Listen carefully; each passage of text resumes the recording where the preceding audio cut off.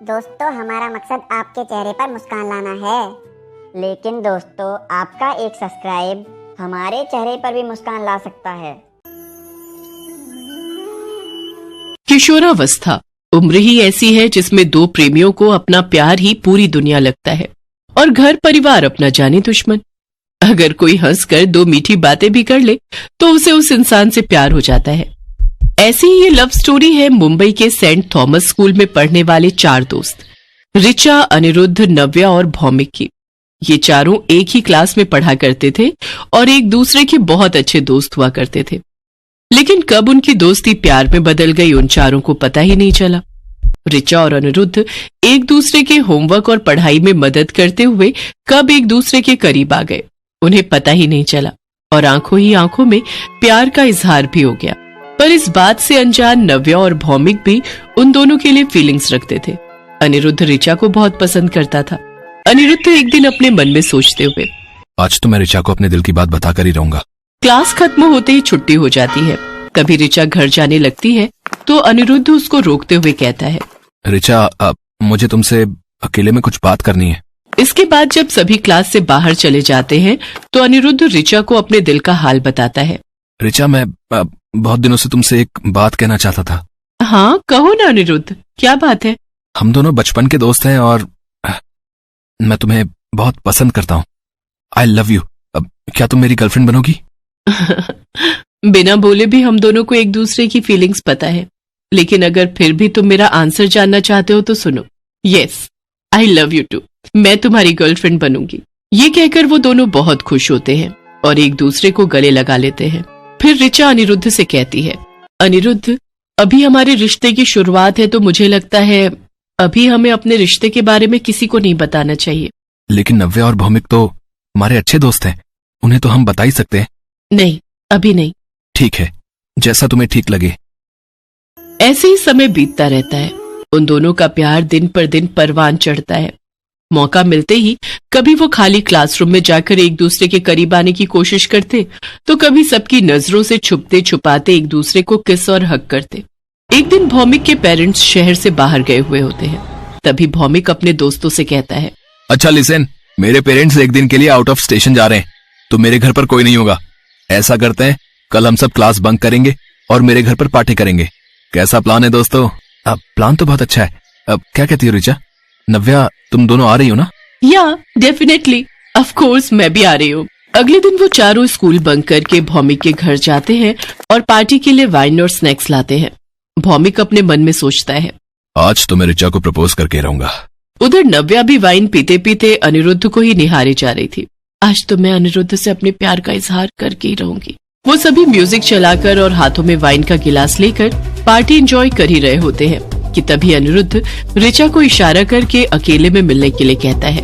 ऋचा जानबूझकर अपने कपड़ों पर वाइन गिराते हुए कहती है, ओह नो, मेरी ड्रेस, मैं भी इसे साफ करके आती हूँ। हाँ रुको, मैं भी तुम्हारी हेल्प के लिए आता हूँ। फिर वो दोनों दूसरे रूम में जाकर एक दूसरे से अकेले में मिलते हैं और एक दूसरे को किस और हक करने लगते हैं और धीरे धीरे अपनी सारी हदें भूल जाते हैं। काफी देर होने पर भी जब वो दोनों नहीं आते तो भौमिक कहता है, यार ये दोनों कहाँ रह गए? अभी तक आए नहीं। चलो चलकर देखते हैं। नव्या और भौमिक उनको देखने के लिए जाते हैं। जैसे ही वो गेट खोलते हैं तो वो दोनों एक दूसरे के काफी करीब होते हैं। ये देखकर भौमिक और नव्या का दिल पूरी तरह से टूट जाता है और वो बाहर आकर एक प्लान बनाते हैं। नव्या, मैं जानता हूँ कि तुम अनिरुद्ध से बहुत प्यार करती हो।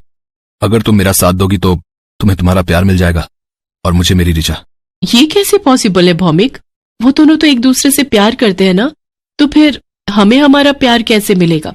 नव्या, तुम मुझ पर भरोसा रखो और मेरा साथ देती जाओ, फिर देखो मैं क्या करता हूँ। ठीक है, मैं तुम्हारे साथ हूँ। फिर जैसा भौमिक ने सोचा था उसने बिल्कुल वैसा ही किया। धीरे धीरे उसने अनिरुद्ध और ऋचा के बीच गलतफहमी पैदा करना शुरू कर दिया। एक दिन अनिरुद्ध ऋचा का इंतजार कर रहा था। तभी भौमिक वहां आकर उससे पूछता है, क्या हुआ अनिरुद्ध, किसी का वेट कर रहे हो? हाँ यार, कब से ऋचा का वेट कर रहा हूँ, लेकिन वो अभी तक आई नहीं। लेकिन मैंने तो उसे हमारी क्लास के तरुण के साथ कार में जाते हुए देखा था। नहीं, इट्स नॉट पॉसिबल, शायद तुम्हें कोई गलतफहमी हुई है। नहीं यार, ऋचा मेरी बचपन की दोस्त है और उसे तो मैं बहुत अच्छे से पहचानता हूँ। हाँ, लेकिन अगर फिर भी तुझे मेरी बात पर ट्रस्ट नहीं है तो तू जाकर नव्या से पूछ सकता है। फिर अनिरुद्ध जाकर नव्या से पूछता है, नव्या भी अनिरुद्ध को वही बताती है जो भौमिक ने उसे कहने के लिए कहा था। हाँ, मैंने भी ऋचा को तरुण के साथ कार में जाते हुए देखा था। ये सब सुनकर अनिरुद्ध आग बबूला हो जाता है और ऋचा को फोन लगाता है। कहाँ हो तुम? कुछ नहीं, मैं किसी काम से तरुण के साथ आई थी। आखिर ऐसा कौन सा काम आन पड़ा जो तुमने मुझे बताना जरूरी नहीं समझा?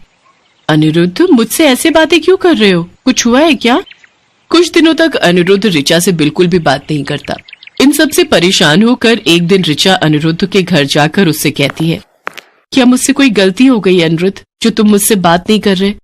मुझे ये जानना है कि तुम तरुण के साथ कार में क्यों गई थी? मुझे नव्या ने बोला था तरुण के साथ जाने के लिए। उसे तरुण से कुछ बात करनी थी तो मैं उनकी मदद कर रही थी। ऋचा, तुम कब से झूठ बोलने लगी?